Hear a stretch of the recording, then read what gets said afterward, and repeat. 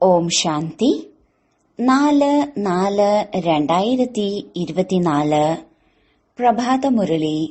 മധുരമായ കുട്ടികളെ, ഗൃഹസ്ഥ വ്യവഹാരത്തിൽ ഇരുന്നുകൊണ്ടും പാരലൗകിക പിതാവിൽ നിന്നും പൂർണ്ണ സമ്പത്ത് നേടണം. അതിനാൽ തന്റെ എല്ലാം കൈമാറ്റം ചെയ്യൂ. ഇത് വളരെ വലിയ വ്യാപാരമാണ്. ചോദ്യം: ഡ്രാമയുടെ ജ്ഞാനം ഏത് കാര്യത്തിലാണ് നിങ്ങൾ കുട്ടികളെ വളരെയധികം സഹായിക്കുന്നത്?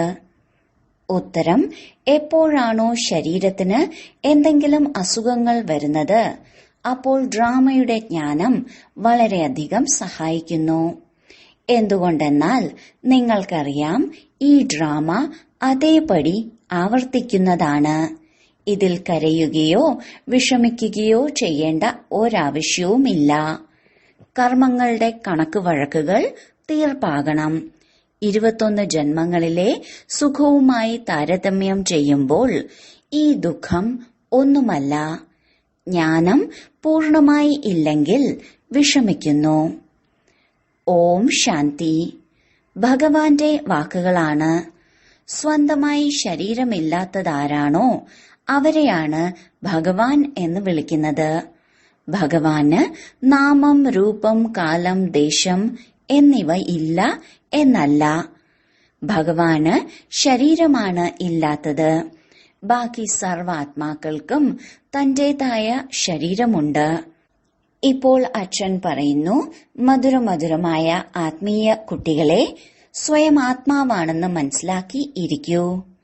എന്തായാലും ആത്മാവ് തന്നെയാണ് കേൾക്കുന്നത്, പാർട്ട് അഭിനയിക്കുന്നത്, ശരീരത്തിലൂടെ കർമ്മം ചെയ്യുന്നത്.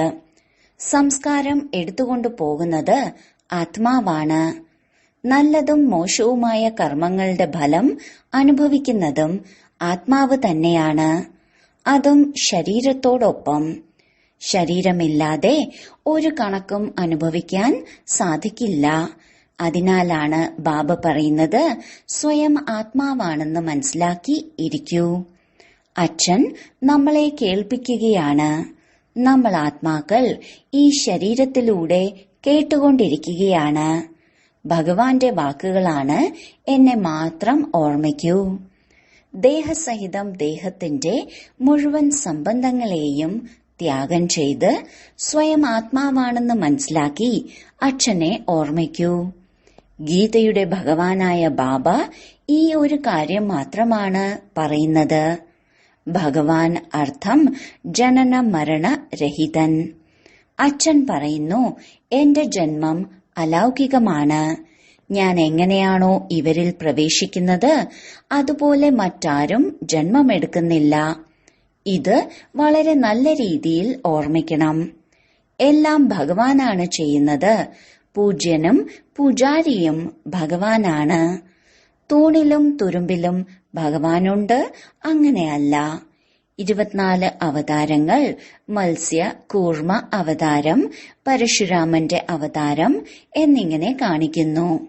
എന്താ ഭഗവാൻ പരശുരാമന്റെ അവതാരമെടുത്ത് കോടാലി എടുത്ത് ഹിംസ ചെയ്യുമോ? ഇതെല്ലാം ഇപ്പോൾ മനസ്സിലായി. അത് തെറ്റാണ്. പരമാത്മാവിനെ സർവവ്യാപി എന്ന് പറഞ്ഞതുപോലെ കൽപ്പത്തിന്റെ ആയുസ്സിനെയും ലക്ഷക്കണക്കിന് വർഷങ്ങളാക്കി. ഇതിനെയാണ് ഘോര അന്ധകാരം എന്ന് പറയുന്നത്. അർത്ഥം ജ്ഞാനം തീരെയില്ല. ജ്ഞാനത്തിലൂടെയാണ് പ്രകാശമുണ്ടാകുന്നത്. ഇപ്പോൾ അജ്ഞാനത്തിന്റെ ഘോര അന്ധകാരമാണ്. ഇപ്പോൾ നിങ്ങൾ കുട്ടികൾ തീവ്രമായ പ്രകാശത്തിലാണ്. നിങ്ങൾക്ക് എല്ലാ കാര്യവും നന്നായി അറിയാം. ആർക്കാണോ അറിയാത്തത്, അവർ പൂജ ചെയ്തുകൊണ്ടിരിക്കുന്നു. നിങ്ങളെല്ലാം അറിഞ്ഞു കഴിഞ്ഞു. അതിനാൽ നിങ്ങൾക്ക് പൂജ ചെയ്യേണ്ട ആവശ്യമില്ല. നിങ്ങളിപ്പോൾ പൂജ ചെയ്യുന്ന സമ്പ്രദായത്തിൽ നിന്ന് മുക്തമായി പൂജ്യരായ ദേവീ ദേവതയായി മാറുന്നതിന് വേണ്ടി നിങ്ങൾ പുരുഷാർത്ഥം ചെയ്യുകയാണ്. നിങ്ങൾ തന്നെയായിരുന്നു പൂജ്യ ദേവീ ദേവത. പിന്നീട് പൂജാരി മനുഷ്യരായി മാറി. മനുഷ്യനിൽ ആസുരീയ അവഗുണങ്ങളുണ്ട്. അതിനാലാണ് പാട്ടുള്ളത്, മനുഷ്യനെ ദേവതയാക്കി മാറ്റി. മനുഷ്യനെ ദേവതയാക്കി മാറ്റുന്നതിന് അധികം സമയമെടുത്തില്ല. 1 സെക്കൻഡിൽ ദേവതയാക്കി മാറ്റുന്നു. അച്ഛനെ മനസ്സിലാക്കിയ ഉടൻ ശിവബാബ എന്ന് വിളിക്കാൻ തുടങ്ങി. ബാബ എന്ന് പറയുമ്പോൾ തന്നെ നമ്മൾ വിശ്വത്തിന്റെ അധികാരി, സ്വർഗത്തിന്റെ അധികാരിയായി മാറുന്നു. ഇതാണ് പരിധിയില്ലാത്ത അച്ഛൻ. ഇപ്പോൾ നിങ്ങൾ പെട്ടെന്ന് വന്ന് പാരലൗകിക പിതാവിന്റേതായിരിക്കുന്നു. അച്ഛൻ പിന്നീട് പറയുന്നു, ഗൃഹസ്ഥ വ്യവഹാരത്തിലിരുന്നു കൊണ്ടും ഇപ്പോൾ പാരലൗകിക പിതാവിൽ നിന്ന് സമ്പത്തെടുക്കൂ. ലൗകിക സമ്പത്ത് നിങ്ങൾ എടുത്തുവന്നു. ഇപ്പോൾ ലൗകിക സമ്പത്തിനെ പാരലൗകിക സമ്പത്തുമായി എക്സ്ചേഞ്ച് ചെയ്യൂ. എത്ര നല്ല വ്യാപാരമാണ്! ലൗകിക സമ്പത്ത് എന്തുണ്ട്? ഇതാണ് പരിധിയില്ലാത്ത സമ്പത്ത്. അതും പാവങ്ങൾ പെട്ടെന്ന് എടുക്കും. പാവങ്ങളെ ദത്തെടുക്കുന്നു. അച്ഛനും ഏഴകളുടെ തോഴനല്ലേ? ഞാൻ ഏഴകളുടെ തോഴനാണ് എന്ന് പാട്ടുമുണ്ട്. ഭാരതമാണ് ഏറ്റവും ദരിദ്രം. ഞാൻ വരുന്നതും ഭാരതത്തിലാണ്. വന്ന് ഭാരതത്തെ സമ്പന്നമാക്കുന്നു. ഭാരതത്തിന്റെ മഹിമ വളരെ ഉയർന്നതാണ്. ഇത് വളരെ വലിയ തീർത്ഥസ്ഥാനമാണ്. പക്ഷെ കൽപ്പത്തിന്റെ ആയുസ്സിനെ വളരെ നീട്ടിയതിനാൽ എല്ലാം മറന്നുപോയി. മനസ്സിലാക്കുന്നു, ഭാരതം വളരെ സമ്പന്നമായിരുന്നു, ഇപ്പോൾ ദരിദ്രമായി മാറി. മുൻപ് ധാന്യങ്ങൾ ഇവിടെ നിന്ന് വിദേശത്തേക്ക് കൊണ്ടുപോയിരുന്നു. ഇപ്പോൾ ഭാരതം ഏറ്റവും ദരിദ്രമാണെന്ന് മനസ്സിലാക്കി ഇവിടേക്ക് സഹായം നൽകുന്നു. ഇങ്ങനെ സംഭവിക്കുന്നു. ഏതെങ്കിലും വലിയ വ്യക്തി തോറ്റുപോയാൽ ഒന്നിച്ച് തീരുമാനമെടുത്ത് അവരെ സഹായിക്കുന്നു. ഈ ഭാരതമാണ് ഏറ്റവും പ്രാചീനമായത്. ഭാരതം തന്നെയായിരുന്നു സ്വർഗമായിരുന്നത്. ആദ്യമാദ്യം ആദി സനാതന ദേവീദേവതാ ധർമ്മമായിരുന്നു. കേവലം സമയം വലിച്ചു നീട്ടി, അതിനാൽ ആശയക്കുഴപ്പത്തിലായി. ഭാരതത്തിന് എത്ര സഹായമാണ് നൽകുന്നത്? അച്ഛനും ഭാരതത്തിൽ തന്നെയാണ് വരേണ്ടത്. നിങ്ങൾ കുട്ടികൾക്കറിയാം, നമ്മൾ അച്ഛനിൽ നിന്നും സമ്പത്തെടുക്കുകയാണ്. ലൗകിക പിതാവിന്റെ സമ്പത്തിനെ പാരലൗകികവുമായി എക്സ്ചേഞ്ച് ചെയ്യുകയാണ്. എങ്ങനെയാണോ ബ്രഹ്മാവ് ചെയ്തത് അതുപോലെ. കണ്ടു, പാരലൗകിക പിതാവിൽ നിന്നും കിരീടവും സിംഹാസനവും ലഭിക്കുന്നു. ആ ചക്രവർത്തി പദവി എവിടെ?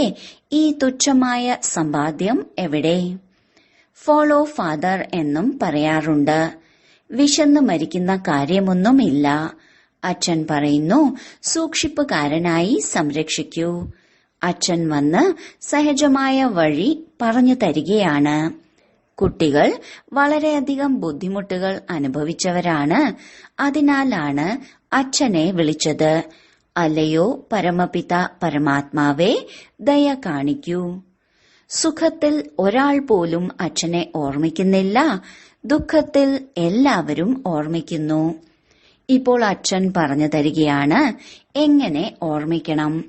നിങ്ങൾക്കാണെങ്കിൽ ഓർമ്മിക്കാൻ പോലും അറിയില്ല. ഞാൻ തന്നെയാണ് വന്ന് നിങ്ങൾക്ക് പറഞ്ഞു തരുന്നത്.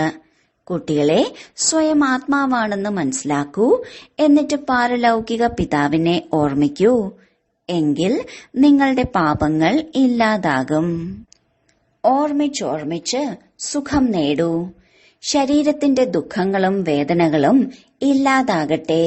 ശരീരത്തിന്റെ എന്തെല്ലാം ദുഃഖങ്ങളുണ്ടോ അതെല്ലാം ഇല്ലാതാകും.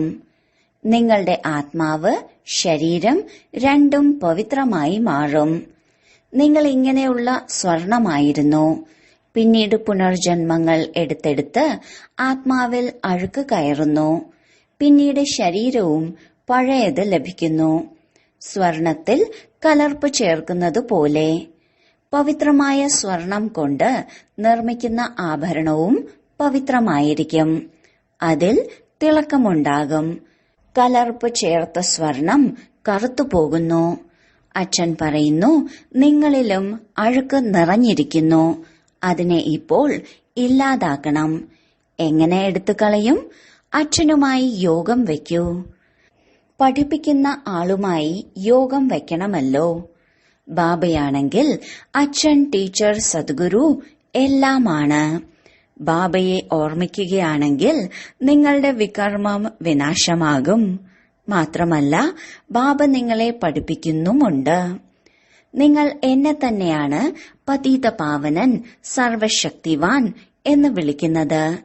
കൽപ്പകൽപ്പം ബാബ ഇങ്ങനെ തന്നെയാണ് മനസ്സിലാക്കി തരുന്നത്. മധുരമധുരമായ കളഞ്ഞുപോയി തിരികെ കിട്ടിയ കുട്ടികളെ, 5000 വർഷങ്ങൾക്ക് ശേഷം നിങ്ങൾ വന്ന് കാണുകയാണ്. അതിനാലാണ് നിങ്ങളെ കളഞ്ഞുപോയി തിരികെ കിട്ടിയ ഓമനകൾ എന്ന് പറയുന്നത്. ഇപ്പോൾ ഈ ദേഹത്തിന്റെ അഹങ്കാരത്തെ ഉപേക്ഷിച്ച് ആത്മ അഭിമാനിയായി മാറൂ. ആത്മാവാണെന്ന ജ്ഞാനവും നൽകി അത് ബാബയ്ക്കല്ലാതെ മറ്റാർക്കും നൽകാൻ സാധിക്കില്ല. ആത്മജ്ഞാനമുള്ള ഒരു മനുഷ്യൻ പോലുമില്ല. സന്യാസി, ഗുരു, ഗോസായി ആർക്കും അറിയില്ല. ഇപ്പോൾ ആ പഴയ ശക്തി ഇല്ല. എല്ലാവരുടെയും ശക്തി ഇല്ലാതായി. മുഴുവൻ വൃക്ഷവും ജീർണിച്ച അവസ്ഥയിൽ എത്തിയിരിക്കുന്നു. ഇപ്പോൾ വീണ്ടും പുതിയതിന്റെ സ്ഥാപന ഉണ്ടാകുന്നു. അച്ഛൻ വന്ന് വ്യത്യസ്തമായ വൃക്ഷത്തിന്റെ രഹസ്യം മനസ്സിലാക്കി തരികയാണ്. പറയുന്നു, ആദ്യം നിങ്ങൾ രാമരാജ്യത്തിലായിരുന്നു. പിന്നീട് നിങ്ങൾ എപ്പോൾ വാമമാർഗത്തിലേക്ക് പോയോ അപ്പോൾ രാവണ രാജ്യം ആരംഭിച്ചു.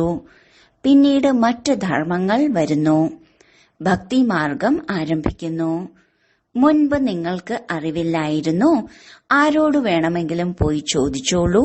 നിങ്ങൾക്ക് രചയിതാവിനെയും രചനയുടെ ആദിമധ്യ അന്ത്യത്തെയും അറിയുമോ? അപ്പോൾ ആർക്കും പറയാൻ കഴിയില്ല. അച്ഛൻ ഭക്തരോട് പറയുന്നു, നിങ്ങൾ ഇപ്പോൾ തീരുമാനമെടുക്കൂ. ബോർഡിലും എഴുതൂ, അഭിനേതാവായിട്ടും ഡ്രാമയുടെ സംവിധായകനെയും രചയിതാവിനെയും മുഖ്യ അഭിനേതാവിനെയും അറിയുകയില്ലെങ്കിൽ ഇങ്ങനെയുള്ള അഭിനേതാവിനെ എന്തു പറയും? നമ്മൾ ആത്മാക്കൾ ഇവിടേക്ക് ഭിന്ന ഭിന്ന ശരീരം ധാരണ ചെയ്ത് പാർട്ട് അഭിനയിക്കാനായി വരുന്നു. എങ്കിൽ തീർച്ചയായും ഇത് നാടകമല്ലേ?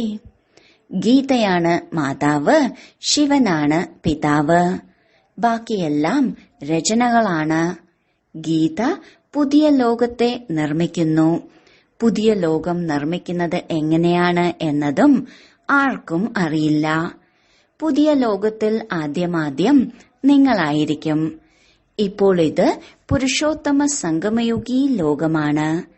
ഇത് പഴയ ലോകവുമല്ല, പുതിയ ലോകവുമല്ല. ഇത് സംഗമമാണ്. ബ്രാഹ്മണർ കുടുമിയാണ്. വിരാട്ട രൂപത്തിൽ ശിവബാബയെയും കാണിക്കുന്നില്ല, കുടുമിയായ ബ്രാഹ്മണരെയും കാണിക്കുന്നില്ല. നിങ്ങൾ മുകളിൽ കുടുമ കാണിച്ചിട്ടുണ്ട്. നിങ്ങൾ ബ്രാഹ്മണർ ഇരിക്കുകയാണ്. ദേവതകൾക്ക് പിന്നിൽ ക്ഷത്രിയരാണ്. ദ്വാപരത്തിൽ വൃക്ഷങ്ങളുടെ പൂജ ചെയ്യുന്നു, പിന്നീട് ശൂദ്രനാകുന്നു. ഇത് ഉരുണ്ട് കളിയാണ്. നിങ്ങൾ ഉരുണ്ട് കളിക്കുന്നതിനെ ഓർമ്മിക്കൂ. ഇതാണ് 84 ജന്മങ്ങളുടെ നിങ്ങളുടെ യാത്ര. സെക്കൻഡിൽ എല്ലാം ഓർമ്മ വരും. നമ്മൾ ഇങ്ങനെ ചക്രം കറങ്ങുന്നു. ഇത് ശരിയായ ചിത്രമാണ്, അത് തെറ്റാണ്. അച്ഛനല്ലാതെ മറ്റാർക്കും ശരിയായ ചിത്രം നിർമ്മിക്കാൻ സാധിക്കില്ല. ബ്രഹ്മാവിലൂടെ അച്ഛൻ മനസ്സിലാക്കി തരികയാണ്. നിങ്ങളിങ്ങനെ ഉരുണ്ട് കളിക്കുകയാണ്. സെക്കൻഡിലാണ് നിങ്ങളുടെ യാത്ര ഉണ്ടാകുന്നത്. ബുദ്ധിമുട്ടിന്റെ കാര്യമേ ഇല്ല. ആത്മീയ കുട്ടികൾ മനസ്സിലാക്കുന്നുണ്ട്, അച്ഛൻ നമ്മെ പഠിപ്പിക്കുകയാണ്. ഈ സത്സംഗം സത്യമായ അച്ഛനുമൊത്താണ്. അത് അസത്യമായ സംഘമാണ്. സത്യഖണ്ഡം അച്ഛനാണ് സ്ഥാപിക്കുന്നത്. മനുഷ്യനിൽ അതിനുള്ള ശക്തിയില്ല. ഭഗവാനു മാത്രമേ ചെയ്യാൻ സാധിക്കൂ. ഭഗവാനെയാണ് ജ്ഞാനസാഗരൻ എന്ന് വിളിക്കുന്നത്. സാധു സന്യാസിമാർക്ക് ഇത് പരമാത്മാവിന്റെ മഹിമയാണ് എന്നത് അറിയില്ല. ശാന്തി സാഗരനായ അച്ഛൻ നിങ്ങൾക്ക് ശാന്തി നൽകുകയാണ്. അതിരാവിലെ നിങ്ങൾ ഡ്രില്ല് ചെയ്യുന്നുണ്ട്. ശരീരത്തിൽ നിന്ന് വേറിട്ട് അച്ഛന്റെ ഓർമ്മയിൽ ഇരിക്കുന്നു. ഇവിടേക്ക് നിങ്ങൾ വന്നത് ജീവിച്ചിരിക്കെ മരിക്കുന്നതിനാണ്. അച്ഛനിൽ സമർപ്പണമാകുന്നു. ഇത് പഴയ ലോകം, പഴയ ശരീരമാണ്. ഇതിനോട് വെറുപ്പ് തോന്നുന്നു. ഇതിനെ ഉപേക്ഷിച്ചാൽ മതി. ഒന്നും ഓർമ്മ വരരുത്. എല്ലാം മറക്കണം. നിങ്ങൾ പറയാറുമുണ്ട്, ഭഗവാൻ എല്ലാം നൽകി എങ്കിൽ ഇപ്പോൾ ഭഗവാന് നൽകൂ. ഭഗവാൻ നിങ്ങളോട് പറയുന്നു, നിങ്ങൾ ട്രസ്റ്റിയായി മാറൂ. ഭഗവാൻ ട്രസ്റ്റിയാവില്ല. ട്രസ്റ്റിയാവുന്നത് നിങ്ങളാണ്. പിന്നീട് പാപം ചെയ്യില്ല. മുൻപ് പാപാത്മാക്കളിലും പാപാത്മാക്കളുമായാണ് കൊടുക്കൽ വാങ്ങൽ നടത്തിയിരുന്നത്. ഇപ്പോൾ സംഗമയുഗത്തിൽ പാപാത്മാക്കളുമായി നിങ്ങൾക്ക് കൊടുക്കൽ വാങ്ങൽ നടത്തേണ്ടതില്ല. പാപാത്മാക്കൾക്ക് ദാനം നൽകിയാൽ പാപം തലയിൽ വരും. ഈശ്വരാർത്ഥമാണ് ചെയ്യുന്നത്, പക്ഷെ നൽകുന്നത് പാപാത്മാക്കൾക്കാണ്. അച്ഛൻ എന്തെങ്കിലും എടുക്കുന്നുണ്ടോ? അച്ഛൻ പറയും, പോയി സെന്റർ തുറക്കൂ, എങ്കിൽ അനേകം ആളുകളുടെ മംഗളം ഉണ്ടാകും. അച്ഛൻ മനസ്സിലാക്കി തരുന്നു, എന്തെല്ലാം സംഭവിക്കുന്നുണ്ടോ അതെല്ലാം ഡ്രാമയനുസരിച്ച് അതേപോലെ ആവർത്തിക്കും. പിന്നീട് ഇതിൽ കരയുകയോ ദുഃഖിക്കുകയോ ചെയ്യേണ്ടതില്ല. കർമ്മങ്ങളുടെ കണക്ക് വഴക്കുകൾ ഇല്ലാതാവുന്നത് നല്ലതാണ്. വൈദ്യന്മാർ പറയും, മുഴുവൻ അസുഖവും പുറത്തുവരും. അച്ഛനും പറയുന്നു, ബാക്കിയുള്ള കണക്ക് വഴക്കുകൾ ഇല്ലാതാക്കണം. യോഗം ചെയ്ത് ഇല്ലാതാക്കാം. ഇല്ലെങ്കിൽ ശിക്ഷകൾ അനുഭവിക്കേണ്ടതായി വരും. ശിക്ഷകൾ വളരെ കടുത്തതാണ്. അതിനേക്കാൾ നല്ലത് അസുഖങ്ങൾ വന്ന് ഇല്ലാതാകുന്നതാണ്. 21 ജന്മങ്ങളുടെ സുഖത്തിന്റെ മുന്നിൽ ഈ ദുഃഖം ഒന്നുമല്ല. കാരണം സുഖം വളരെ അധികമാണ്. ജ്ഞാനം പൂർണമായി ഇല്ലെങ്കിൽ അസുഖം കാരണം പിടഞ്ഞുകൊണ്ടിരിക്കും. അസുഖം വന്നാൽ ഭഗവാനെ ഒരുപാട് ഓർമ്മിക്കുന്നു. അതും നല്ലതാണ്. ഒരാളെ മാത്രം ഓർമ്മിക്കണം. അതും മനസ്സിലാക്കി തന്നുകൊണ്ടിരിക്കുകയാണ്. അവർ ഗുരുക്കന്മാരെ ഓർമ്മിച്ചുകൊണ്ടിരിക്കുന്നു. ഗുരുക്കന്മാർ അനേകമുണ്ട്. ഒരേ ഒരു സദ്ഗുരുവിനെ നിങ്ങൾ മാത്രമേ അറിയുന്നുള്ളൂ. ബാബ സർവശക്തിവാനാണ്. അച്ഛൻ പറയുന്നു, ഞാൻ ഈ വേദഗ്രന്ഥങ്ങളെയെല്ലാം അറിയുന്നു. ഇത് ഭക്തിയുടെ സാമഗ്രിയാണ്. ഇതിലൂടെ ആർക്കും എന്നെ പ്രാപ്തമാക്കാൻ സാധിക്കില്ല. അച്ഛൻ വരുന്നത് തന്നെ പാപാത്മാക്കളുടെ ലോകത്തിലേക്കാണ്. അവിടെ പുണ്യാത്മാക്കൾ എവിടെ നിന്നും വന്നു? ആരാണോ പൂർണമായും 84 ജന്മങ്ങൾ എടുത്തത് അവരുടെ ശരീരത്തിലാണ് പ്രവേശിക്കുന്നത്. ഏറ്റവും ആദ്യം ബ്രഹ്മാവാണ് കേൾക്കുന്നത്. അച്ഛൻ പറയുന്നു, ഇവിടെ നിങ്ങളുടെ ഓർമ്മയുടെ യാത്ര വളരെ നന്നായി നടക്കുന്നു. കൊടുങ്കാറ്റുകൾ ഇവിടെയും വരും. പക്ഷെ അച്ഛൻ മനസ്സിലാക്കി തന്നുകൊണ്ടിരിക്കുന്നു. സ്വയം ആത്മാവാണെന്ന് മനസ്സിലാക്കി അച്ഛനെ ഓർമ്മിക്കൂ. കൽപ്പം മുമ്പും നിങ്ങൾ ഇങ്ങനെ തന്നെയാണ് ജ്ഞാനം കേട്ടത്. ദിനം പ്രതിദിനം നിങ്ങൾ കേട്ടുകൊണ്ടിരിക്കുകയാണ്. രാജധാനി സ്ഥാപിച്ചുകൊണ്ടിരിക്കുകയാണ്. പഴയ ലോകത്തിന്റെ വിനാശവും സംഭവിക്കേണ്ടതു തന്നെയാണ്. ശരി, വളരെ കാലത്തെ വേർപാടിന് ശേഷം തിരികെ കിട്ടിയ മധുരമധുരമായ ഓമന സന്താനങ്ങൾക്ക് മാതാവും പിതാവുമായ ബാബ്ദാദയുടെ സ്നേഹസ്മരണകളും പുലർക്കാല വന്ദനവും. ആത്മീയ പിതാവിന്റെ ആത്മീയ കുട്ടികൾക്ക് നമസ്തേ. ധാരണയ്ക്കുള്ള മുഖ്യസാരം: 1. അതിരാവിലെ ഉണർന്ന് ശരീരത്തിൽ നിന്ന് വേറിടുന്നതിനുള്ള ഡ്രിൽ ചെയ്യണം. പഴയ ലോകം, പഴയ ശരീരം, ഒന്നും ഓർമ്മ വരരുത്. എല്ലാം മറന്നിരിക്കണം. 2. സംഗമയുഗത്തിൽ പാപാത്മാക്കളുമായി കൊടുക്കൽ വാങ്ങൽ നടത്തരുത്. കർമ്മത്തിന്റെ കണക്ക് വഴക്കുകളെ സന്തോഷത്തോടുകൂടി ഇല്ലാതാക്കണം. കരയുകയോ ദുഃഖിക്കുകയോ വേണ്ട. എല്ലാം അച്ഛനിൽ സമർപ്പിച്ച് പിന്നീട് ട്രസ്റ്റിയായി സംരക്ഷിക്കണം. വരദാനം: അനുഭവത്തിന്റെ ശക്തിയിലൂടെ സ്വപരിവർത്തനം ചെയ്യുന്ന തീവ്ര പുരുഷാർത്ഥിയായി ഭവിക്കട്ടെ. ഏതു പരിവർത്തനത്തിന്റെയും സഹജമായ ആധാരം അനുഭവത്തിന്റെ ശക്തിയാണ്. ഏതുവരെ അനുഭവത്തിന്റെ ശക്തി വരുന്നില്ലയോ അതുവരെ അനുഭൂതി ഉണ്ടാകില്ല. മാത്രമല്ല, ഏതുവരെ അനുഭൂതിയില്ലയോ അതുവരെ ബ്രാഹ്മണ ജീവിതത്തിന്റെ വിശേഷതയുടെ ഫൗണ്ടേഷൻ ഉറപ്പുള്ളതല്ല. ഉന്മേഷ ഉത്സാഹത്തിന്റെ ലക്ഷണമില്ല. എപ്പോൾ അനുഭവത്തിന്റെ ശക്തി ഓരോ കാര്യത്തിന്റെയും അനുഭവിയാക്കി മാറ്റുന്നുവോ അപ്പോൾ തീവ്ര പുരുഷാർത്ഥിയായി മാറുന്നു. അനുഭവത്തിന്റെ ശക്തി സദാകാലത്തേക്ക് സഹജ പരിവർത്തനം ചെയ്യിപ്പിക്കുന്നു. സ്ലോഗൻ: സ്നേഹത്തിന്റെ സ്വരൂപത്തെ സാകാരത്തിൽ പുറത്തെടുത്ത് ബ്രഹ്മബാബയ്ക്ക് സമാനമാകൂ. ഓം ശാന്തി.